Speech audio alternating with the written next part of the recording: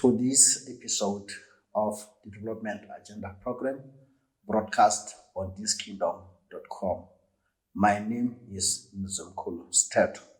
Today we are interrogating the negative effects of the skyrocketing increases in the tariffs for water and electricity, which are implemented or imposed by utility companies, the Lesotho Electricity Company, and the Water and Sewerage Company, WASCO, which have been approved by the Water and Electricity Utilities Regulator, the Lesotho Water and Sewerage Authority, LEWA. We are going to look at the impact that this has on the consumer in terms of how they are able to meet their needs, daily needs, with these high increases in the tariffs. We are going to look at the comprehensive analysis of the Lesotho Electricity Company multi-year tariff adjustments that have been proposed by LEC to LEWA, which has been done by Section 2, which is the advocates for the supremacy of the Constitution, which look at issues of constitutionalism in the country. We are also going to look at the proposed mechanisms for mitigating this problem by the advocates for the supremacy of the Constitution. On the platform, I have the Deputy President of the Advocates of the Supremacy of the Constitution, Mr. Masimene, actually Musiwa Masimene. Welcome to the program. No, thank you very much for welcoming me. Greetings to your viewers and listeners. It's a pleasure to be here. Let's start this way. Lesotho is poverty-ridden. Lesotho is going through a rough patch as far as the skyrocketing rates of electricity and water, but we'll focus on electricity because that's where that has been your main focus. We'll look at how the increases in the electricity tariffs, which have been proposed by LEC for the next 3 years, that is 2023, 2024, 2024, 25, and also 25, 26, and see how those impact consumers in terms of affecting their purchasing power parity, in terms of how they are able to meet their needs as a result of these increases. We have been informed that in the last 5 years, poverty has increased 47.7%, more than 56% in 2022. And if you look at now, the job creation, the pace of job creation has declined, and also the livelihoods for the people have really declined. There's no employment creation. The companies are going through a rough patch, and this being occasioned mainly by the tensions which are taking place, first in the Russia-Ukraine war, and also look at the Israel-Palestine war.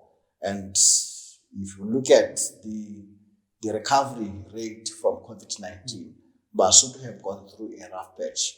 Yeah, can you tell us the impact that these skyrocketing increases that have been instituted by LEC, of course approved by LEWA, impact they have? And I know you have submitted your analysis, and LEWA has called for participation of the citizens in these proposed tariff increases. Again, thank you for having me. It is important to note that it is general knowledge from the COVID-19 pandemic.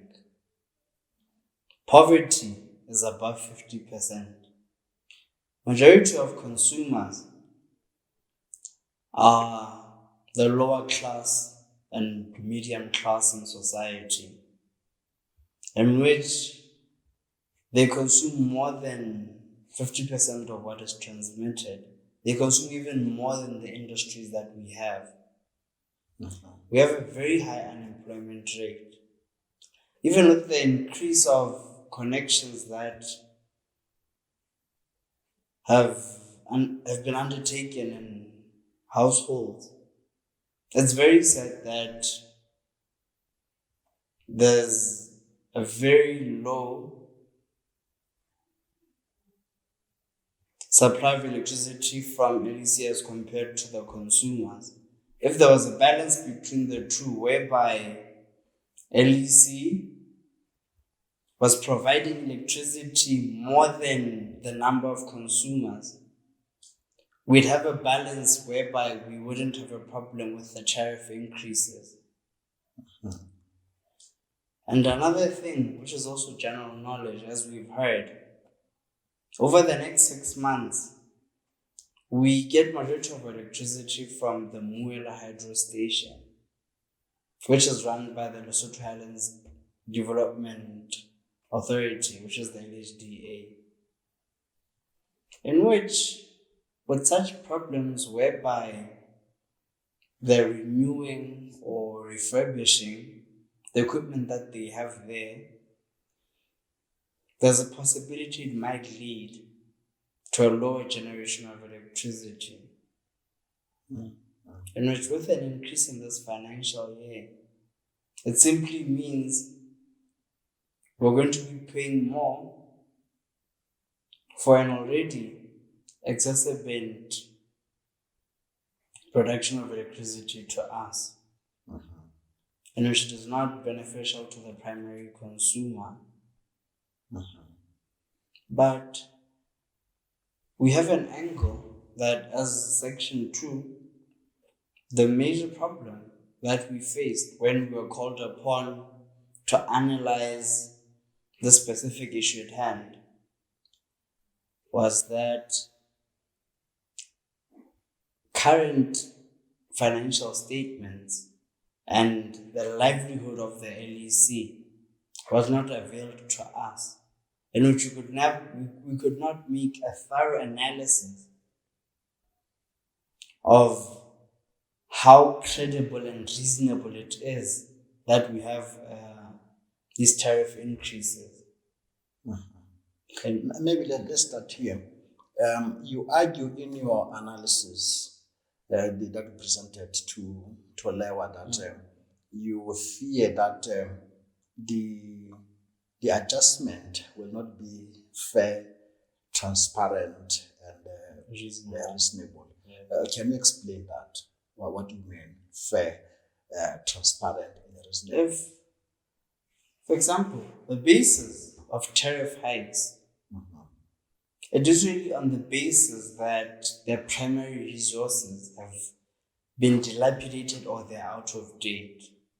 If currently we don't know their financial standing as a company, it is hard to deduce whether are they doing well. Is it necessary to have such increases? How's their revenue? Are they running losses? Are they making profits? What is your basis? We needed to understand that in order to justify whether it is fair or not. But if your hands are already tied, it is hard to give a thorough analysis. But you understand that they have submitted audited financial statements for the period, I think, up to 2022. And then, yes. Okay, on that basis, we should be aware and knowledgeable that LEC as a parastatal, it is wholly owned by the government of Lesotho. It is registered under the Lesotho Companies Act 2011.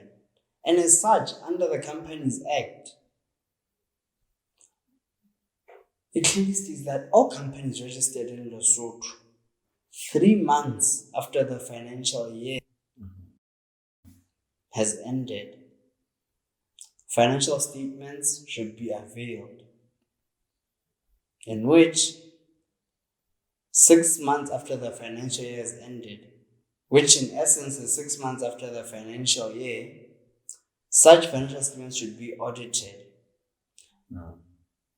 it has been less than a month now whereby we were supposed to give such an analysis.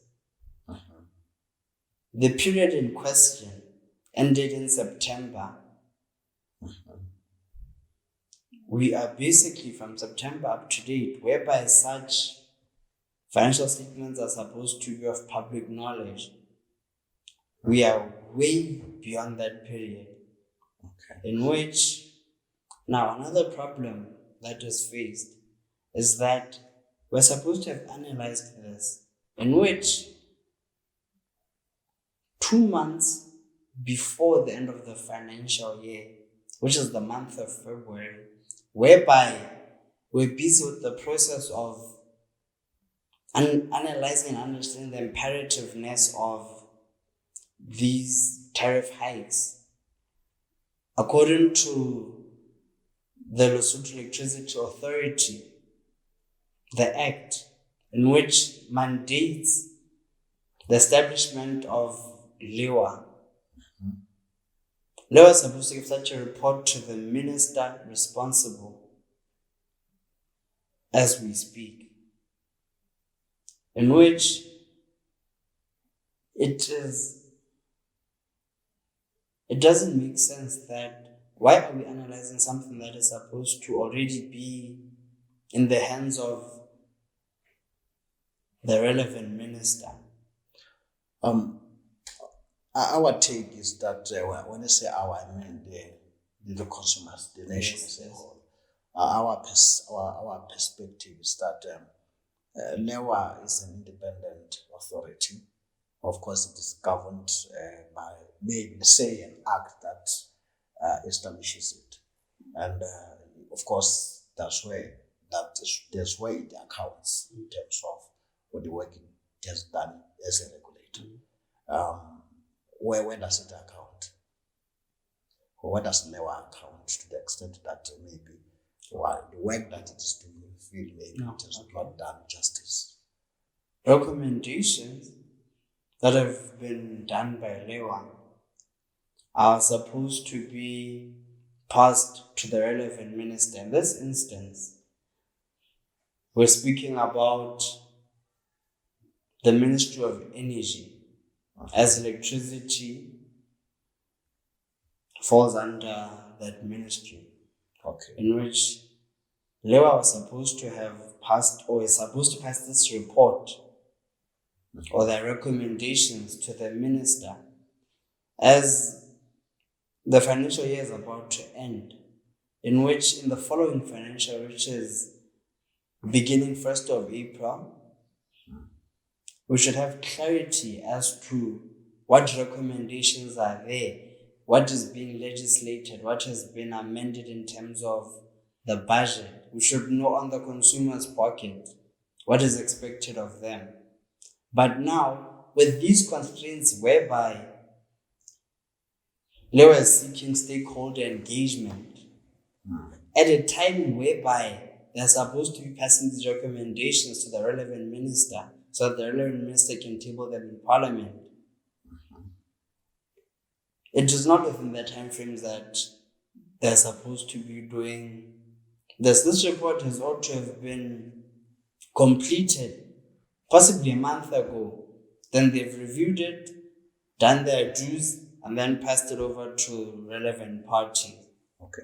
If you are to present a sound case on this quagmire, what would be maybe your mainstay, your main factor in terms of the socioeconomic status of the consumers, the socioeconomic status of Basotho, vis-a-vis these hikes in the tariffs that LEC is proposing for the next 3 years?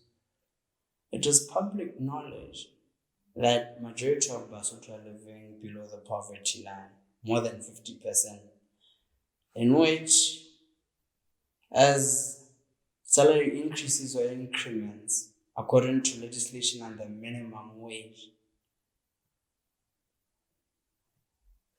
there should be a balance between the salaries we get in such increments, in which how economists have analyzed it, even before such recommendations, is that in order to decrease the number of Basotho living below the poverty line, we ought to have had salary increases at an average, just either for this period, we should have salary increases of at least 25%, in which we would live according to our means. Okay. Now, whereby electricity and water the tariffs increase more than the salaries that we have, it means we're going to increase the number of Basotho living below the poverty line. But are these utility companies bound, say, by law or any other legal framework or policy framework to consider the socioeconomic status of the nation before they institute any increases on the utilities that they are managing, say water and electricity? Not necessarily. It is the duty of the ministers as they table such in Parliament, because as state-owned entities, wholly owned, they get all their revenue, their capital from the government. When the government does a budget, these ministers table all these requests in Parliament, whereby the Minister of Labour, in conjunction with the Minister of Natural Resources, in relevant portfolio committees, before tabling such in the House, should have sat down and then come to an agreement that if we increase this much here and approve this and legislate it and appropriate it in the budget appropriation bill, there should be a nexus between the two. Okay. Let's take a short break. We'll come back.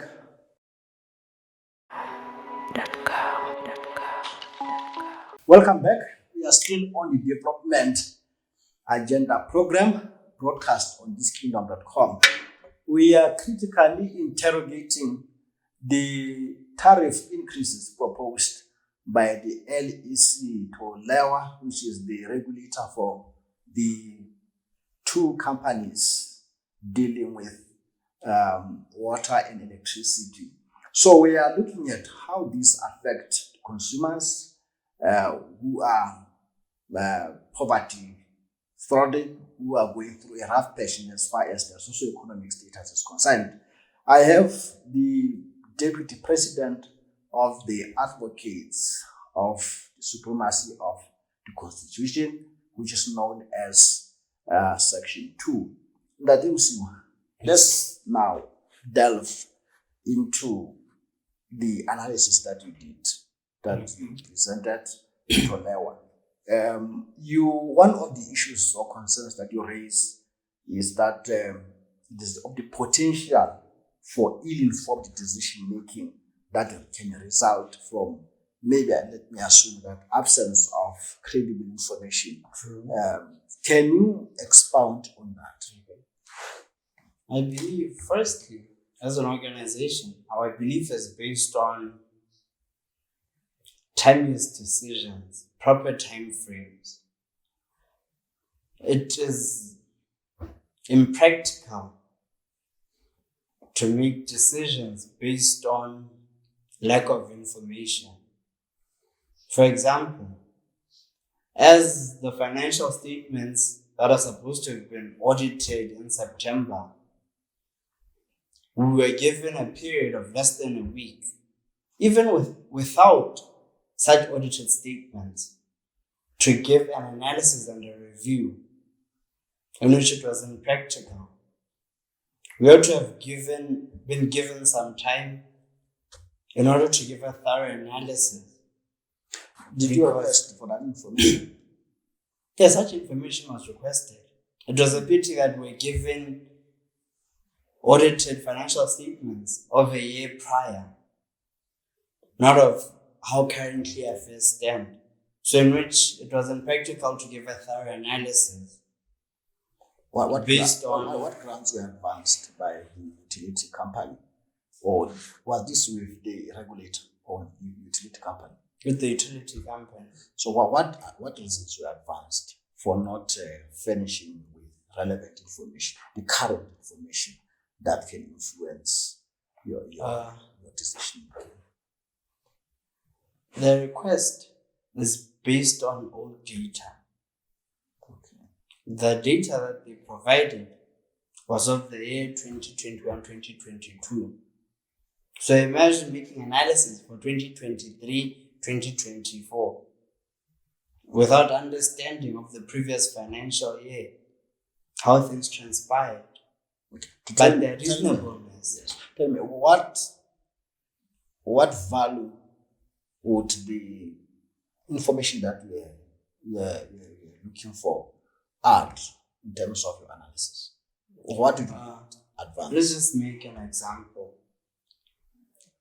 Reasons for tariff increases is that the equipment is becoming dilapidated. For example, LEC distributes, it doesn't transmit electricity. Okay. That means in that distribution, part of the equipment they use is vehicles to get to remote areas. If they don't have vehicles, then it means they cannot get to remote areas. Now the problem, in the last financial year, without such statements, we're not knowledgeable if they acquired any equipment as per previous requests. It is always their point that the equipment is becoming dilapidated, in which it is with proper understanding, it is easy for us to delve into the issue whether is it necessary for them to increase tariffs. If they are buying new cars and they are auctioning and getting rid of old stock, we need to know how much revenue are they getting, what are they recovering. And another thing, but out of context, about a month ago, the LEC was called in front of the Public Accounts Committee, whereby in the financial year in question, LEC had employed 4 debt collectors to collect a debt of 34 million. They were only able to collect 2 million. In which in such audited financial statements, this information has to be in such statements. So how do we analyze something in which we have information piecemeal? If they were only able to recover 2 million, what other losses have they incurred? What profits have they incurred? Well, what mechanism were at your disposal to use to demand this information? In other countries, you find that there's an Access to Information Act or a law that guarantees citizens legal recourse to pursue that information that they want from any organization. In Lesotho, majority of the acts that govern these institutions provide this freedom to access to information. And also, in our Bill of Rights, that access to information is public knowledge. We're speaking about public institutions, not private entities, whereby only, per se, let's say the taxman and the regulatory authority have access to such information. But as public institutions, it is their sole right and mandate to make information accessible to the primary consumers, the taxpayers. But wouldn't they argue that that information is classified? Is it in the public domain? Is it inherently in the public domain? Inherently, it's supposed to be, because the Lesotho the LEA Act, what it provides for is that when such information has been availed to Parliament, okay, it's already in the public domain. yes, Because Parliament so is in the which, public platform. yes, I see. Now, what other recourse do we have apart from that to demand? Because this becomes a bottleneck in terms of allowing you to make a thorough analysis, and also for decision making. yes, You also add in your analysis that public participation will not be effective without yes, appropriate information. Can you expound? as such, before such advice or regulation is undertaken by LEWA, they are mandated to do so, to engage with various stakeholders. It could be argued that such has not been conducted, whereby LEWA has engaged all stakeholders. Mainly, stakeholders are basically commercial industries, households, and other various industries like agriculture, because the use of electricity and water is used through all industry. Where if such information or is not availed to consumers, it becomes a tough task to determine whether it is viable. Okay. But what is engagement with stakeholders mean? What does it mean? Because LEWA called for participation of citizens. Let me see. Yes.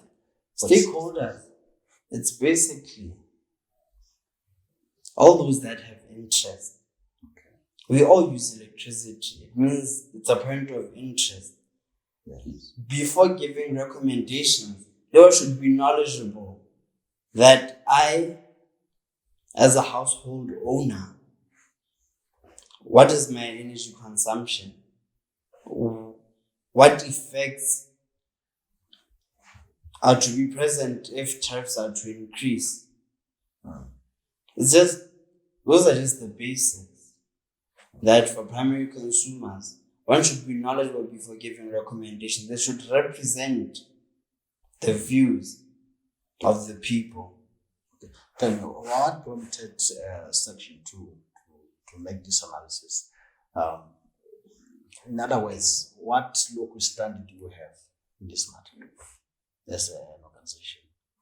As an organization, we are an organization. Basically, it goes back to our founding principles. Yes. I want that.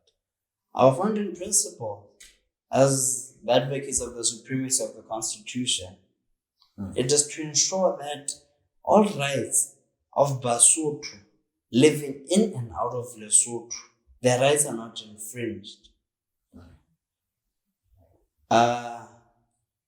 As enshrined in the Constitution, basically, like the right to life, we use electricity. It's part of our daily life. If electricity becomes something that is now difficult for every Mosotho to have access to, you're basically infringing on certain rights of every other Mosotho. So in which, as it is difficult for majority of Basotho, as more than 56% of Basotho are living below the poverty line. For example, in the year 2021, the average consumption of households was at 45%. If you can recall, it was during the COVID era. When we came back from the COVID era, many Basotho lost jobs. Industries closed down. It means the buying power was reduced. Okay. Whereby when Basotho lost jobs and certain industries like textile firms were closing down. Okay. You've made reference to the Constitution. I think it should be Section 2 of the Constitution about rights. Yes, the Bill of Rights. Which right? You say the right to life. Yes. I think it should be Section 18 or 20, between the two sections. But now, the issue of socio-economic rights, of which I understand water and electricity. Such rights. Yes. They are also enshrined because we have a right to work,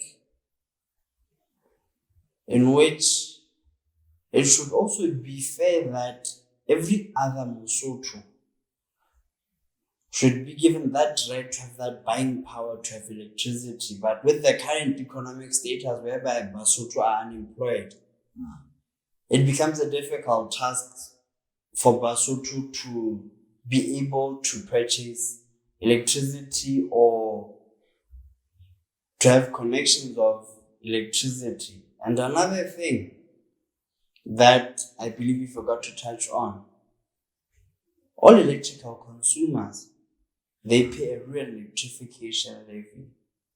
Okay. In which, without information, whereby all consumers pay a certain fee every time they purchase electricity, we need to have an understanding of annually how these fees have been collected. What have they done? Are they being used as intended? Or are they being deferred elsewhere? And if in which it would give, or we'll be able to answer whether if they're being used efficiently, why is it that instead of increasing tariffs, why don't we increase certain levies? Okay, but socio-economic rights, they are classified under principles of state policy in the Constitution, and in as far as I'm concerned, the socio-economic rights, as of now, cannot be easily justifiable, or they cannot be easily reinforced because that section is limiting. It also says it depends on the resources that the government can have. I want us to take a short break, and after break, we now delve into the compliance, one of the issues that we have raised in terms of compliance. Let's take a short break, we'll come back.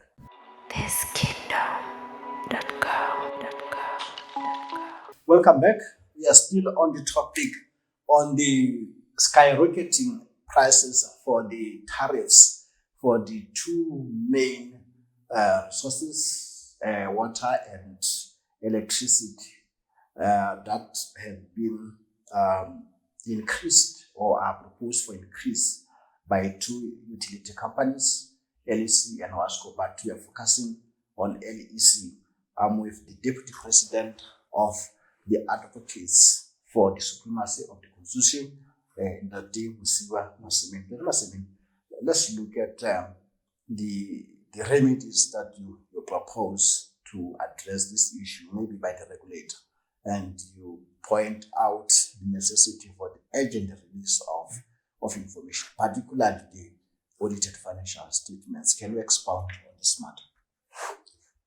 Yes, imagine whereby, as we speak, there's an analysis that is supposed to be conducted in which, in less than 2 weeks from the period we are at, such recommendations are supposed to be tabled in front of Parliament. We have many consumers that either don't have access to information. If such remedial action is taken whereby work is done timeously, consumers could be notified through all media accessible to them, in which their responses could be adhered to and analyzed timeously. So now the problem we have with current time constraints and currently what is going on, financial statements that have been availed are of a year currently irrelevant to the period in question, in which our standpoint has basically been without the proper financial statements, we are unable to give a thorough analysis in which I speak also on behalf of all stakeholders. Without prior knowledge of the livelihood of these organizations, no one will be able to provide a thorough analysis as required. Okay. So basically, if all work is done timeously, then I believe the correct analysis can be done. Let me ask, did you think of exhausting another mechanism, say, so that we gain public confidence and also legitimacy of the consumers, such that they don't claim that you don't have the confidence of the people that you are claiming to fight for? Let me say, if you could have collected signatures to boost your case, didn't you think of that? Maybe you could have been a bit advanced. Our organization represents various groups in society. As a random sample,